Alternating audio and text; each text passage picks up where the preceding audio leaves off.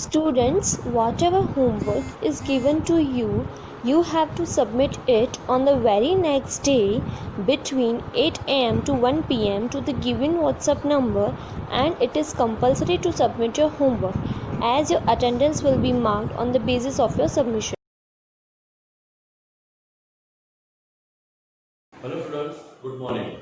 I hope that you all are fine, safe and healthy at home.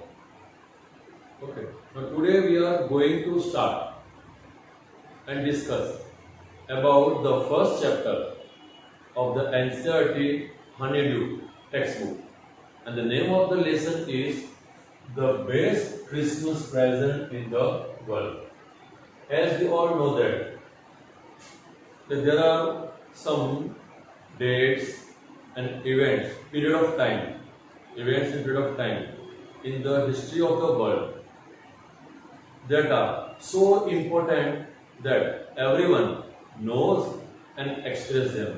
इसका मतलब बेटा होता है कि दुनिया के इतिहास में ऐसे बहुत सारी डेट्स और कुछ घटनाएं इतनी इम्पोर्टेंट होती है कि जो हर एक इंसान को क्या याद रहती है और उनको जानते भी. Okay, well friends, in this story we will discuss about one such event and date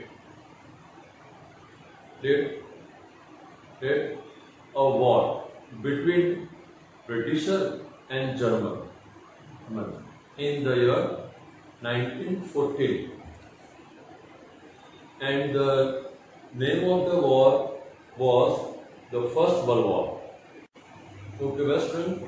Now, in this story, we have three main characters we will discuss about in this story, and they are the first character of this story, and the name of the first character is Jim McPherson. He was the leader of his English story. माने gym McPherson जो थे वो अपनी जो English British army थी उनके leader थे वो. Before getting into the war माने युद्ध में जाने से पहले he was a teacher in Dorset in England. युद्ध में जाने से पहले जिम मैकफरसन इंग्लैंड का डोरसेट नाम की जो जगह है वहां स्कूल टीचर थे. He was brave and courageous. वो बहुत बहादुर और हिम्मतवान थे, and also very loving and caring person. वो परवाह करने वाले और बहुत ही लविंग पर्सन थे. He loves his wife very much. वो अपनी पत्नी को बहुत चाहते थे. Okay friends, now we are going to start and discuss about the second character of this story. And the name of second character is Connie McPherson. She is the wife of Jim McPherson. माने ये जो Connie McPherson है वो gym McPherson की wife है. After her husband went to war, she spent her whole life in a belief that she will see him again. उनके husband जो थे जिम मैकफरसन, उनके वॉर में जाने के बाद उनका पूरा जीवन, उन्होंने अपना पूरा जीवन इसी उम्मीद में बिताया कि वो जरूर एक दिन उनके हस्बैंड से दोबारा मिलेगी. Due to a fire broken in her house, उनके मकान में जहां वो रहते थे अचानक आग लगने की वजह से सी बर्न पार्शियली, वो थोड़ा शरीर पे जल जाता है. She loves her husband very much. तो कॉनी मैकफरसन उनके पति जिम मैकफरसन को बहुत प्रेम करती है. Now the third character of this story is Hans Wolf. He was the captain of the German troop. वो अपनी जर्मन आर्मी जो थी उनकी बटालियन, उनके कैप्टन थे. He worked in an orchestra in Dusseldorf before the war. माने युद्ध में जाने से पहले वो जर्मनी में एक जगह थी जिसका नाम था डुसेल्डॉर्फ. वहां वो ऑर्केस्ट्रा म्यूजिशियन में ऑर्केस्ट्रा में थे. He was friendly and also love for football and adventurous mind. वो बहुत ही हेल्पफुल इंसान थे, ठीक है, और उनको फुटबॉल के प्रति बहुत प्रेम था और वो कुछ हमेशा नया करने की सोचते थे। Okay, after finishing the character, students, now we are discuss about the story of this lesson. The narrator of the story went to a junk shop and purchased a roll-top desk which was in bad condition. यानी हमारी कहानी के जो लेखक है, ठीक है, वो एक कबाड़ी की दुकान में जाते हैं और वहां से वो एक रोल टॉप डेस्क, माने जो ऊपर से गोल होता है, ठीक है, ऊपर सरमाइका लगी होती है और नीचे उसके डोर होते हैं, जो बुरी हालत में था। The narrator started its repairing on Christmas and found letter in its drawer. हमारे कहानी के जो लेखक है उसको क्रिसमस के त्योहार के दिन उसको रिपेयर करने का शुरू करते हैं और जब वो रिपेयर करते हैं उनको वो जो रोलटॉप डेस्क है उसके आखिरी डोर में से उनको एक खत मिलता है। वो खत निकालते हैं, ही रेड द लेटर, फिर वो खत को पढ़ते हैं। It was from Jim McPherson to his wife Connie, as written on top. तो वो खत जो था वो जिम मैकफरसन ने उनकी वाइफ कॉनी मैकफरसन को लिखा था, जहां ऊपर खत के ऊपर लिखा था। After reading the letter, he found that Jim McPherson was the leader of the England army, and he described that England and Germany were engaged in a war.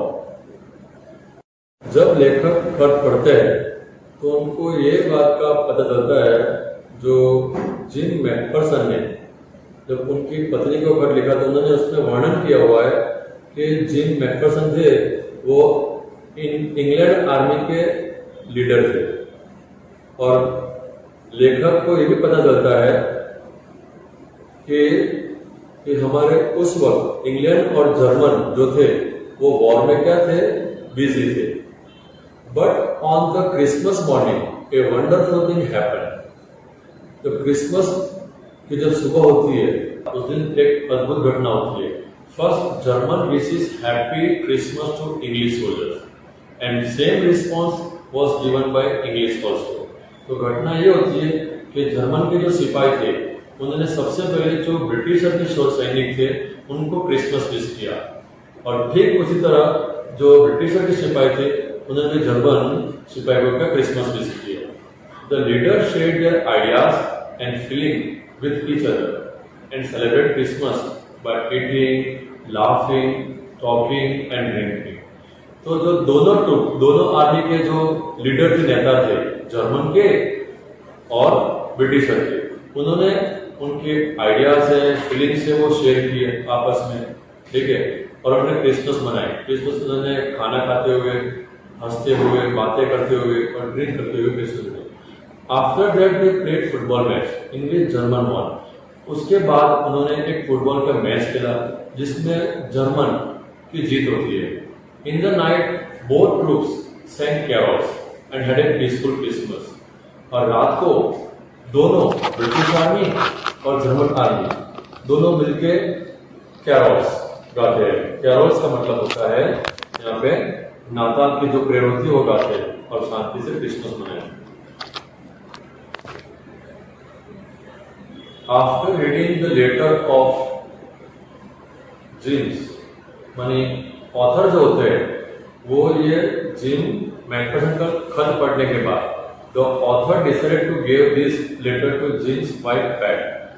Author ये निश्चय कर लेते हैं कि मैं ये खत जो है वो जिम्स की वाइफ है उनको लौटाऊं। The author went to the address which was written on the letter envelope। हमारे जो लेखक है जो खत के एनवेलप यानी कवर के ऊपर जो पता लिखा था वहां पहुंच जाते हैं। When he found that an accidental fire put in the house and she was in nursing home। जब वो वहां वो पते के ऊपर जाते हैं जो खत में लिखा हुआ था, जहां अचानक आग लगने की वजह से पूरा मकान जल जाता है और उसकी वजह से जिम मैकफरसन की जो वाइफ होती है उनको नर्सिंग होम में रखा जाता है। And after getting the nursing home address The author rushed to nursing home where he found Jim's wife. जब नर्सिंग होम का पता करने के बाद हमारे ऑथर जो है वो नर्सिंग होम तुरंत भागते जाते हैं जहाँ पे उनको जिम्स की वाइफ जो होती है वो उनको मिलती है. As she was grown too old in the waiting of his husband. और वहाँ जब जाते तो देखते हैं कि वो अपने हस्बैंड की राह देखते थे बहुत बूढ़े हो चुके होते हैं.